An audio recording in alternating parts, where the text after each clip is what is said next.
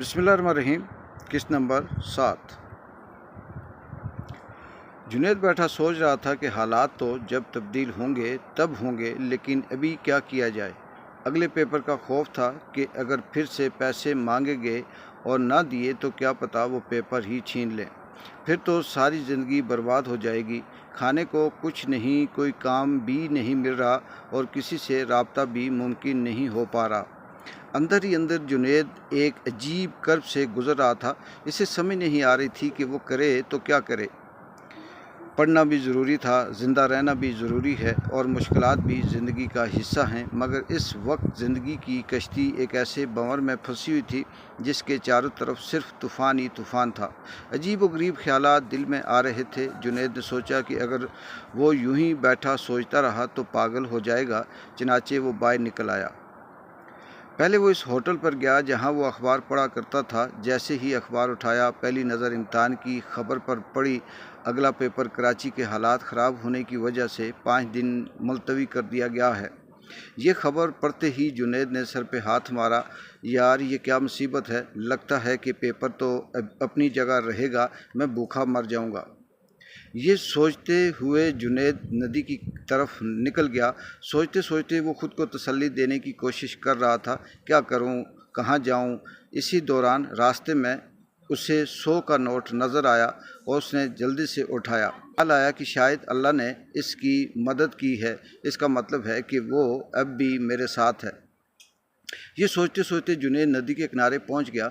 इसने सोचा, बहुत दिन हो गए कावा पी पी कर मुंह का जायका अजीब सा हो गया है। आज चाय पीते हैं, शायद अल्लाह ने ये पैसे इसीलिए दिए हों। कुछ देर गुनगुनाने के बाद जुनैद होटल चला गया। वहाँ अखबार भी पढ़ा जिसमें कराची के हंगामे, जलाओ गिराओ, बाज़ार और गाड़ियों की बंदिश की खबरें भरी हुई थी।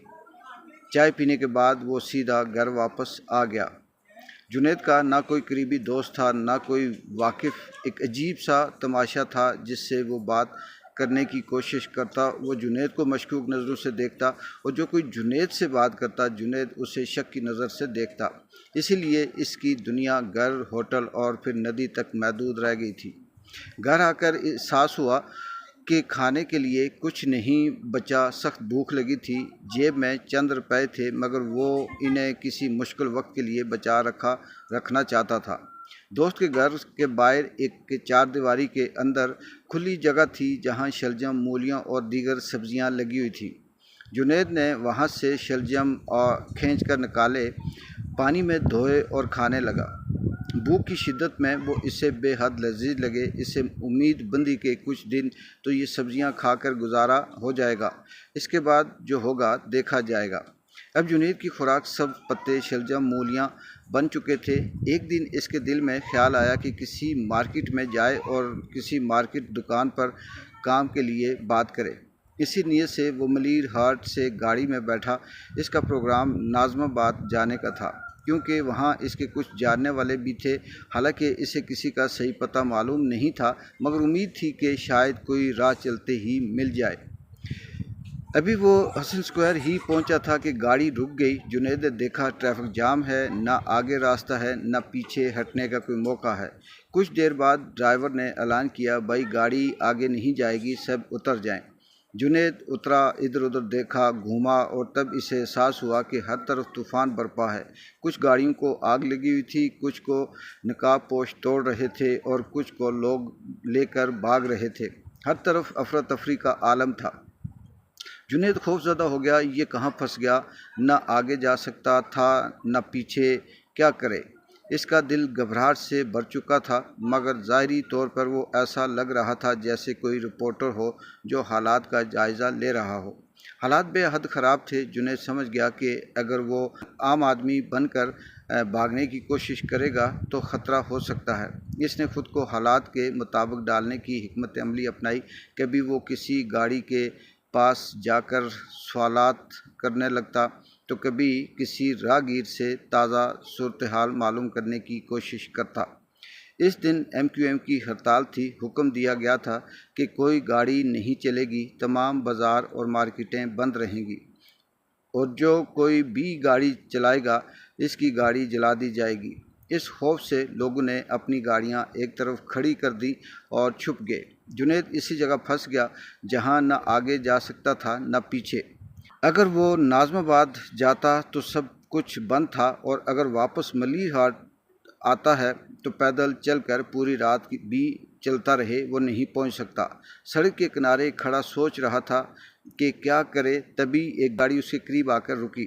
ڈرائیور نے کھڑکی سے جھانک کر پوچھا، کہاں جانا ہے؟ جنید نے اپنا سٹاپ بتایا تو ڈرائیور نے سر ہلا کر فرنٹ کا دروازہ کھولا۔ جنید نے دل میں شکر ادا کیا اور جلدی سے گاڑی میں بیٹھ گیا۔ اس وقت اغوا یا کسی فراڈ کا کوئی خوف نہیں تھا اور نہ ایسی کہانیاں عام تھیں۔ جیسے ہی گاڑی چلی، ڈرائیور فوراً جنید سے پوچھنے لگا، ناظم آباد کی کیا صورتحال ہے؟ اس نے سمجھا کہ جنید وہاں سے ہی آ رہا ہے، جبکہ جنید نے اندازہ لگایا کہ اسے میرے بارے میں کچھ معلوم نہیں۔ چونکہ جنید میں حالات کو بھانپنے کی قدرتی صلاحیت تھی، اس نے بنا وقت ضائع کیے جواب دیا، ناظم آباد کی سڑکیں ہر طرف سے بند ہیں اور چوک چوراہے پر ٹائر جل رہے ہیں۔ اب پتہ نہیں حقیقت میں ایسا تھا یا نہیں، مگر جنید نے ایسی خبریں گھڑ لیں کہ ڈرائیور کو مکمل یقین آ گیا۔ ڈرائیور نے اگلا سوال کیا، کوئی جانی نقصان تو نہیں ہوا؟ جنید نے جواب دیا، نہیں، البتہ کچھ لوگ زخمی ہوئے ہیں، مگر میرے خیال میں دو گروپوں کے درمیان جھگڑے کی وجہ سے یہ حالات پیدا ہوئے ہیں۔ آگے کیا ہوا، یہ اگلی قسط میں۔ اجازت دیں، اللہ حافظ۔